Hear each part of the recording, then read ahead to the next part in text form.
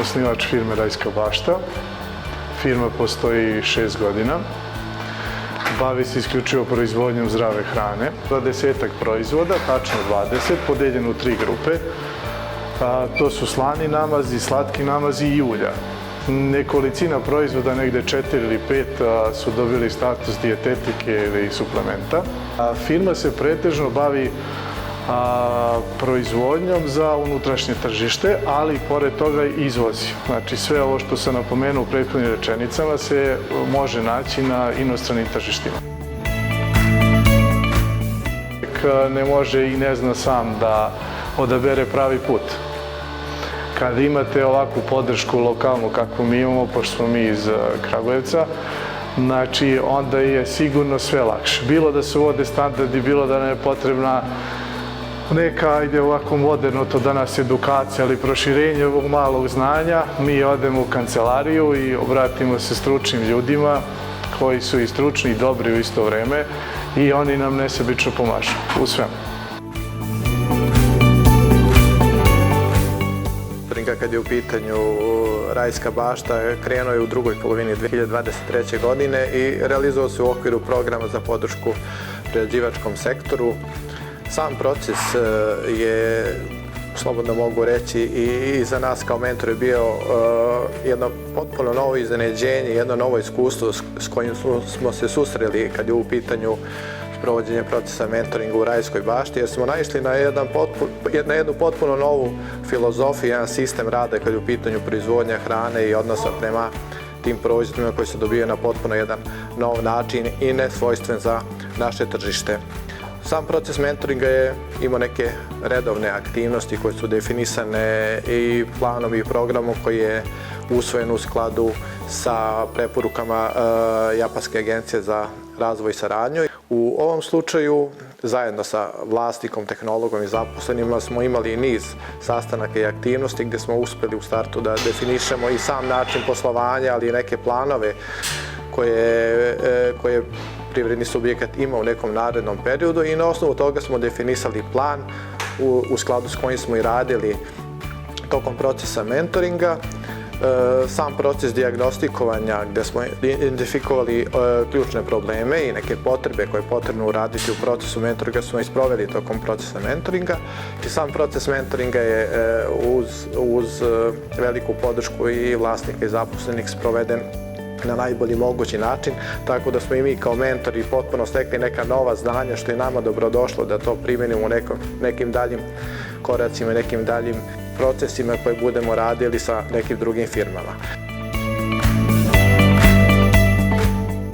Mi smo nekako zajedno dok je sveta i veka, znači dokle bude ove firme, a bit će i njih i mi ćemo uvijek da radimo. Svaki program otkrije neku novu stranicu i tako da za sada je uvijek sve dobro i svaki sljedeći program je bolji od prethodnog. Tako da se nadam da će u budućnosti da bude još potpunije sve što radimo.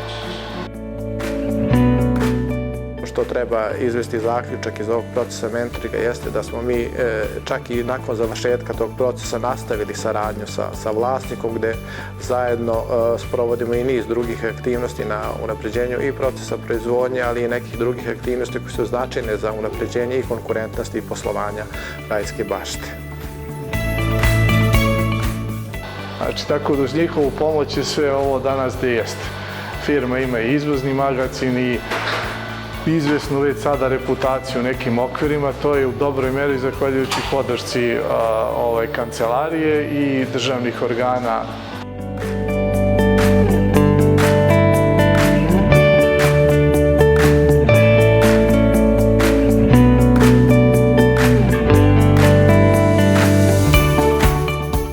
Kantarionovo ulje i sremuš kao dvije samonikle biljke koje mi skupljamo 7 dana godišnje.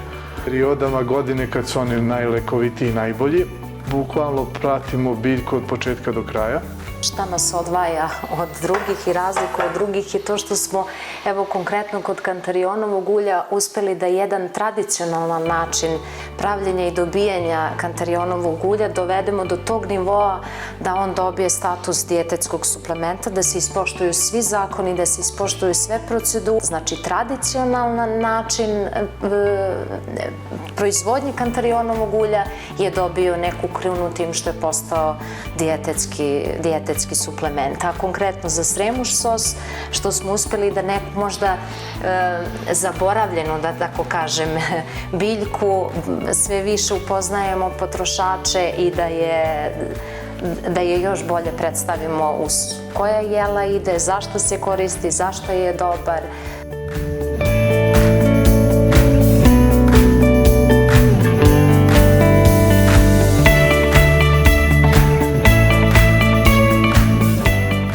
Razvojna agencija Srbije već dugi niz godina pruža našim firmama mogućnost da razvijaju svoje poslovanje kroz standardizovan proces mentoringa.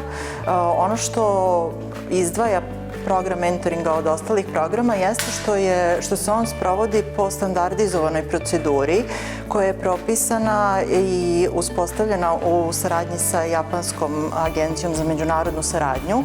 Tako da nama kao mentorima to dosta olakšava posao jer možemo da pratimo korake, a sa druge strane daje nam i tu slobodu da u zavisnosti od problema koji se javljaju u firmama možemo da radimo različite aktivnosti i da sprovodimo ono što je firmi potrebno.